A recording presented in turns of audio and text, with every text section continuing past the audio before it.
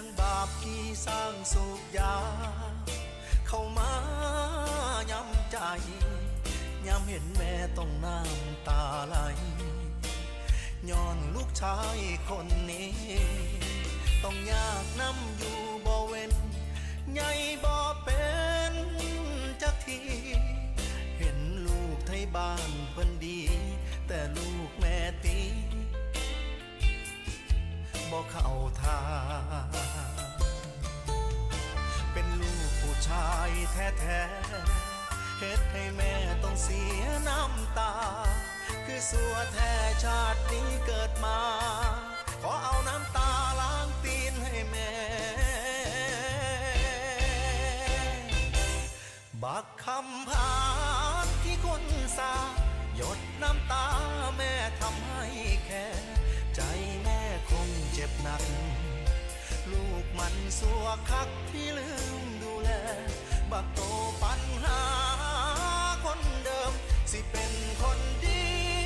ละได้แม่สิตั้งใจลบเฮ็ดดีกบปาดแผลสิบ่ให้แม่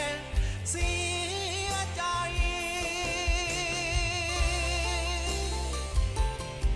น้ำนมแม่เลี้ยงมาผ้าใหญ่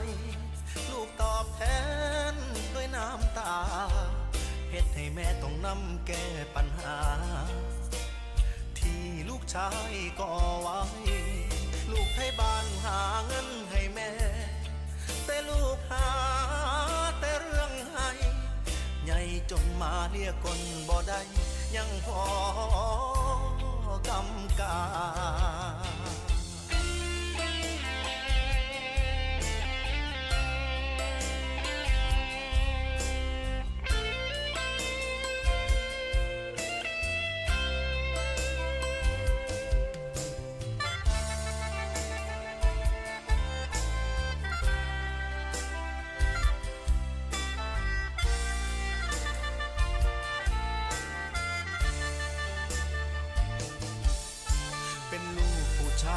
แท้ๆเฮ็ดให้แม่ต้องเสียน้ำตาคือสัวแท้ชาตินี้เกิดมาขอเอา